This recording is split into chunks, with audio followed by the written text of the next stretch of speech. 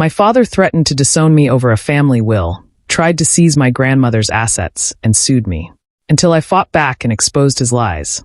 I'm 29, and my dad, Rick, is the most entitled person I've ever known.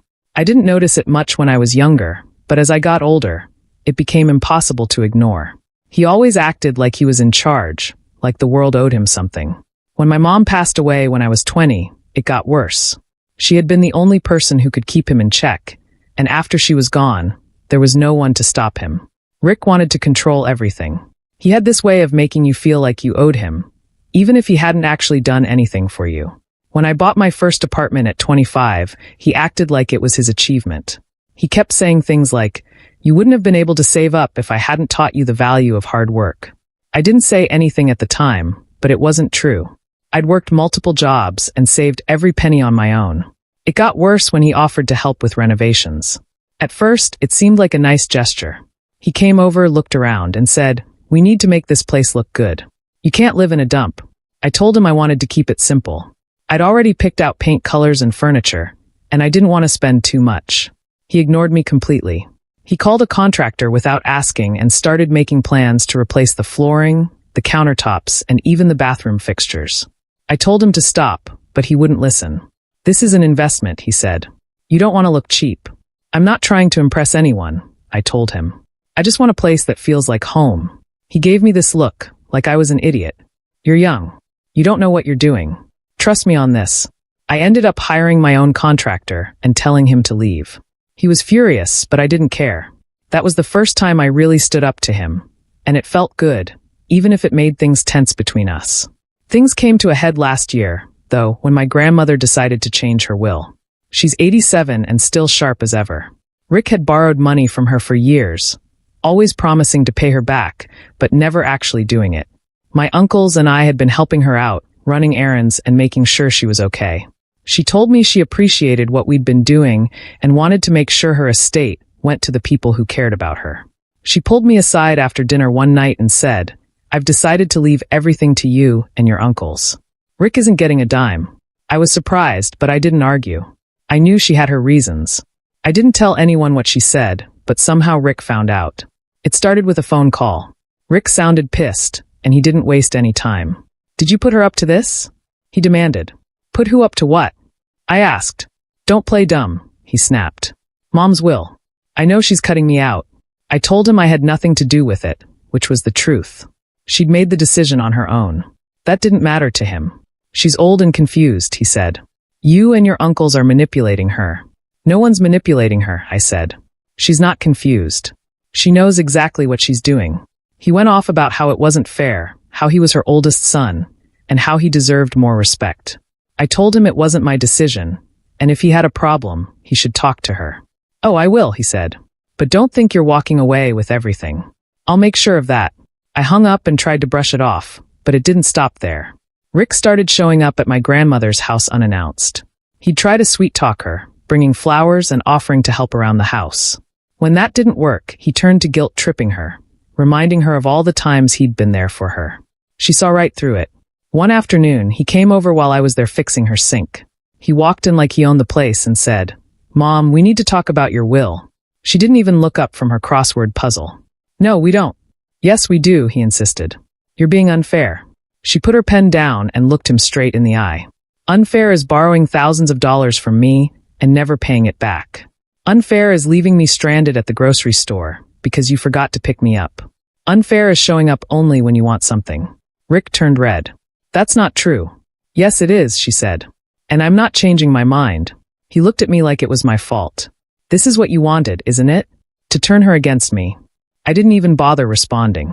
He stormed out, slamming the door so hard it shook the walls. A few weeks later, I got a letter in the mail. Rick was suing me and my uncles, claiming we'd coerced my grandmother into changing her will. He accused us of elder abuse and financial manipulation. It was the most ridiculous thing I'd ever heard, but it still made my blood boil. I called him immediately. "What the hell is this?" I asked. "You left me no choice," he said, his tone smug. "I'm not letting you steal what's rightfully mine." "No one's stealing anything," I snapped. "This is Grandma's decision. You're just pissed because you're not getting your way." "You'll see," he said. "The truth will come out in court." It was infuriating, but I decided to let the lawyers handle it. My grandmother was upset at first, but once I assured her we'd fight it, she calmed down. She even joked about testifying against him. The lawsuit dragged on for months. Rick's claims were baseless, and the evidence he presented was laughable. He tried to use text messages and emails completely out of context, but it didn't work. The judge saw through him immediately. When the ruling came down, it was a complete win for us. Rick's case was dismissed, and he was ordered to pay our legal fees. He looked stunned, like he couldn't believe he'd lost. "See you at Christmas," I muttered as we walked out of the courtroom. But Rick wasn't done. A few days later, I came home to find a locksmith outside my apartment. Rick was there, standing by the door with a clipboard like he was supervising a project. "What the hell are you doing?" I demanded. He looked up and smiled like nothing was wrong. "Just upgrading your locks. You can thank me later." "Get out of here," I said, pointing at the locksmith. "Stop what you're doing." The guy looked confused but stopped working. "Dad, you don't live here," I said, glaring at him. "You can't just show up and start changing things." "I'm looking out for you," he said, his voice dripping with fake concern. "This neighborhood isn't safe. You'll thank me when you don't get robbed." "Leave," I said, my voice rising. "Now." He crossed his arms. "You're so ungrateful. I'm trying to help, and this is the thanks I get." I pulled out my phone. "If you don't leave, I'm calling the cops." That finally got him to back off, but not before he muttered something about how I'd regret it. The locksmith packed up his tools, looking uncomfortable as Rick stomped away. I didn't say anything else to him. I just went inside and locked the door behind me. I sat there for a while, trying to figure out how someone could be so oblivious to boundaries. It wasn't even about helping. It was about control. He couldn't stand that I was living my life without him calling the shots. Then he took things even further. A few weeks after that, I started hearing from relatives. Rick had been calling them, telling them I was planning to sell Grandma's house and put her in a nursing home. At first, I thought it was just a couple of misunderstandings, but then I started getting texts and calls that made it clear he was spreading these lies on purpose. One of my aunts called me in the middle of the day. "I just want to say, I'm really disappointed in you," she said. "What are you talking about?" I asked, confused. "Your dad told me everything. I can't believe you'd try to take advantage of your own grandmother." I was stunned. "That's not true. None of that's true. Why would I do that?" "He says you're trying to push her into a home so you can sell the house," she said. "If that's not true, why would he say it?" "Because he's lying," I said, trying to keep my voice steady. "He's mad about the will and trying to make me look bad. Talk to Grandma if you don't believe me." I hung up and called Grandma right away to let her know what was going on. She laughed it off, but I could tell she was annoyed. At the next family gathering, she made a point of standing up in front of everyone and setting the record straight. "For the last time," she said, raising her voice, "nobody is putting me in a nursing home. My house isn't for sale. If Rick says otherwise, he's lying." Rick wasn't there to defend himself, which was probably for the best. Most of the family believed her, but the damage was done. Some people still gave me side eye, and a few barely spoke to me for months. But Rick wasn't done stirring up trouble. One day, out of the blue, he called me. His tone was completely different. Fake cheerful, like nothing had happened. "Hey, son. Got a minute?" "What do you want?" I asked, not bothering to hide my irritation. "I've got a great opportunity for you," he said, ignoring my tone. "This is big. Life-changing." I didn't say anything, just waited for him to get to the point. "So, there's this investment opportunity," he continued. "Real estate and crypto. Guaranteed returns. I've already put in some money, but I need a little extra to get things moving." I sighed. "How much?" "Just $50,000, he said like it was pocket change.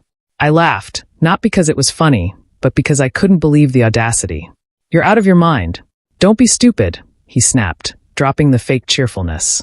"This is a chance to be part of something big. You'd be an idiot to pass it up." "Good luck with that," I said and hung up. He called back 3 more times, leaving voicemails that got angrier each time.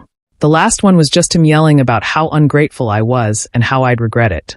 After the investment pitch fell flat, Rick decided to try another angle. A week later, he showed up at my grandmother's house while I was visiting. I hadn't seen him in person since the lawsuit, and I wasn't in the mood for whatever drama he was about to bring. He walked in without knocking, like he owned the place, and started talking like we were all best friends. "Hey everyone," he said, grinning. "What's for dinner?" My grandmother didn't even look up from her knitting. "Rick, you don't live here. Why are you here?" He chuckled like it was a joke. Just thought I'd stop by. Family's important, you know. I didn't say anything, just watched him. He had that look on his face, the one he always had when he was about to pull some nonsense. So, Mom, he said, sitting down across from her. I was thinking, you've got a lot of stuff in this house. It's probably overwhelming at your age. Maybe you should start thinking about downsizing. She raised an eyebrow. Downsizing? Yeah, he said. You know, decluttering. Maybe I could help you with that. Take some of the valuable stuff off your hands. Make things easier for you. I couldn't help it. I laughed. You're unbelievable. He shot me a look. I'm just trying to help. No, you're trying to help yourself, I said. You don't care about making things easier for Grandma. You just want her stuff. Watch your tone, he said, his voice low. No, I said, standing up. You watch yours. You've done nothing but cause problems for this family. And now you think you can waltz in here and start taking things? Not happening. He stood up too, glaring at me. You think you're so much better than me, don't you? I didn't back down. I don't have to think it. I'm not the one who tried to sue his own family. My grandmother finally spoke up. Both of you sit down. Rick, if you're here to start trouble, you can leave. He didn't move for a moment. Then he huffed and stormed out, slamming the door behind him. That was the last straw for me. I stopped answering his calls and blocked his number. I told him in no uncertain terms that if he wanted to be part of my life, he needed to take responsibility for his actions and stop trying to manipulate everyone around him. He didn't take it well. He called other family members, trying to turn them against me. He even showed up at my workplace once, pretending he needed to talk. My coworkers were confused, and I had to ask security to escort him out. Eventually, he got the message. He stopped trying to contact me, though I still hear about him from time to time. He's burned so many bridges that most of the family avoids him now. Grandma's still doing fine. She's as sharp as ever, and every time I visit her, she asks if Rick's tried any new schemes lately. We laugh about it now, but it's still sad in a way. Family shouldn't be like this. As for me, I've learned to set boundaries and stick to them. Rick taught me that much, at least. You can't choose your family, but you can choose how much power they have over you. For me, that's none.